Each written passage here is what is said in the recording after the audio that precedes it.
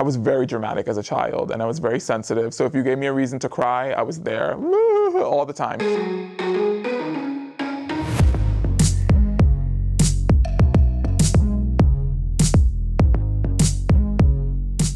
Hi, my name is Steven Canals. I am the co-creator, executive producer, writer, and director of FX's drama series Pose.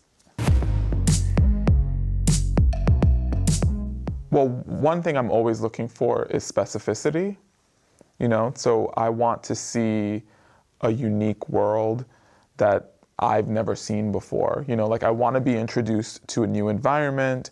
I want really compelling characters.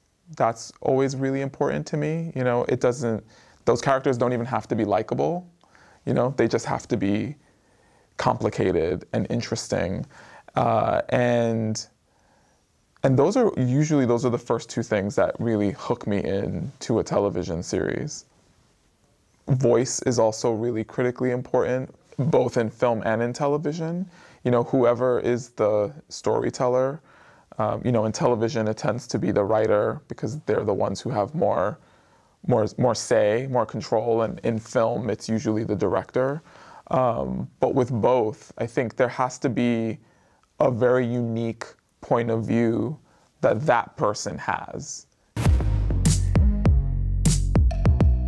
I don't think it's a requirement that TV has to do that, but I will say that certainly attracts me to a television show. I think that for me the best decade of cinema was the 1970s. I think that the films that were being made at that time were all in direct response to the culture, or counterculture, if you will.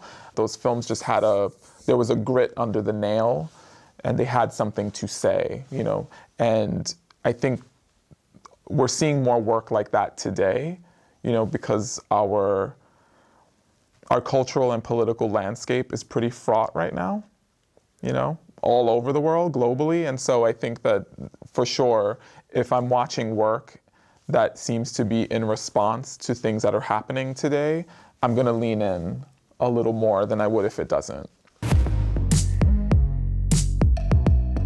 If you look at the films that are dominating the cineplexes right now, it tends to be superhero movies, right? It's action, it's genre, and I think that on the big screen is what audiences are craving.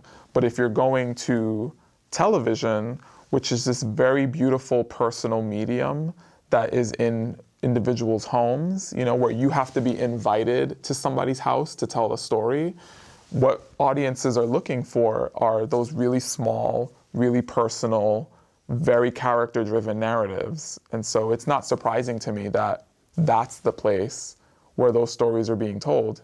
Folks want to watch those stories at home. And I think that that's okay. No, I don't know that I would say that the work is dark. I think that the work right now is really honest. And I think that sometimes, not always, I think that we conflate honesty with negativity.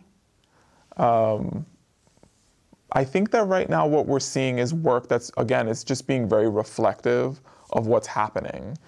So in the US, for example, a show like The Handmaid's Tale, may be seen as really dark, but when you think about when it was first produced, we were still in the middle of a presidency with Donald Trump, who has done and said some really terrible things, specifically about women.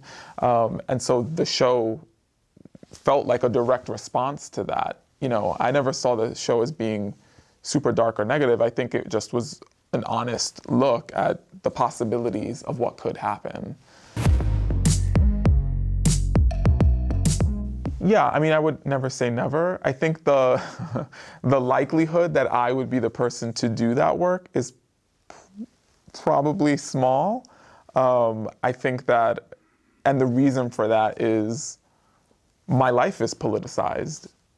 I live in a country where I, as a queer person of color, a queer Afro-Puerto Rican, I am constantly having to navigate spaces where I am othered. I love and appreciate work that isn't overly political. Like, I love reality television, you know, and it's great. You know, like, I can go from watching, like, The Real Housewives of Beverly Hills to watching, like, The Great British Bake Off, you know, like, but I think in terms of the work that I create, I want the work to say something.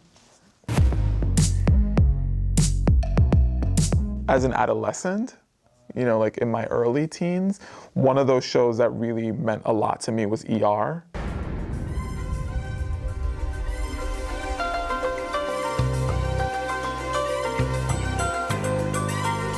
I was very dramatic as a child, and I was very sensitive. So if you gave me a reason to cry, I was there all the time.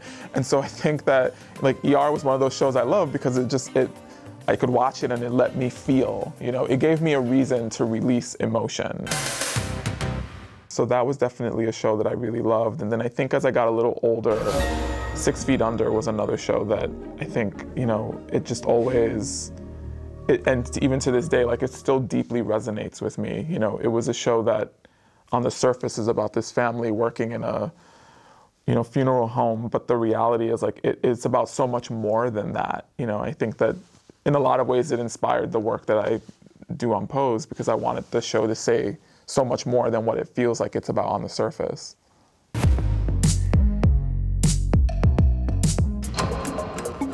Live, work, pose! I think with Pose, the intention first and foremost was to honor chosen family. You know, those people who come into your life who you're not related to by blood, but who are always going to be right there with you, you know, who are going to support you and believe in you and push you to be your very best. And then, you know, the other themes were love and resilience, survival. You know, like, to me, that's really at the core of what Pose is all about.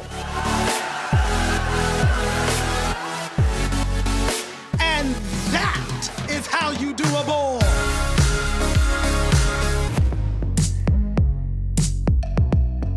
In film and in television, we don't often see LGBTQ plus people, people of color, and women taking up those power positions, you know, taking up space and being put in positions where they get to tell their own story. And so it feels all the more critical to me to use my platform, and especially now to use my access into the industry to ensure that new voices and new people are coming in who have always kind of been on the sidelines and say, you're invited to come participate and tell this story. Historically, when our stories have been told, we haven't had a seat at the table to tell it. And it's maddening to think, you know, can you imagine someone coming in to tell your story and you're not a participant in helping to shape it? And that's what the experience has been for decades. And so I think with Pose, what we're trying to do is rewrite the narrative and say, I don't need you to tell my story. I can do that for myself. I'm working on a new project right now that's still in the very early stages that I'm really excited about because it's very different from Pose. You know, it's more of a genre story and it has like some horror elements to it, which is really exciting. But yeah, and I think that it's one that will hopefully once again resonate with the audience. You know, it feels really personal, and I think it delves into important topics once again about family and about trauma. So I'm excited about that one.